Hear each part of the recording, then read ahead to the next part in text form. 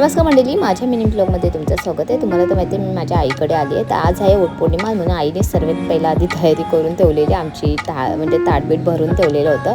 आम्ही छानपैकी तयार झालो आणि निघालो वड्याला भुजायला। आधी ते वड्याचं झाड बघा किती मोठं आणि खरंच खूप भारी वाटत होता।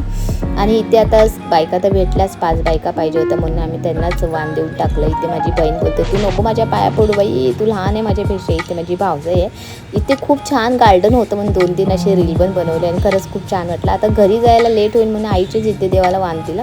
इथे माझे मिस्टरची एंट्री बघा मस्त झाली ना। तर चला आता माझे मिस्टर खाऊ घेऊन आले, आता यांना वाण देते, यांचा आशीर्वाद घेते आणि पट करून उपास सोडते, कारण ते पण उपाशी होते आणि मला पण भूक लागलेली होती। तर आईने इथे डाळ भात भाजी बनवलेली होती। त्याच्यानंतर बहीण आज मी चालले म्हणून कांदे पोहे करते। वाव, आता बघ माझी मिस्टर आहे ना हातावर नाव शोधत होते, थोडी पंकज झाली। इथे संध्याकाळचा आम्ही नाश्ता मागवलेला होता पिझ्झा, आणि आता घरी जाते, सर्वांना बाय बाय करते। मग कसा वाटला मिनी ब्लॉग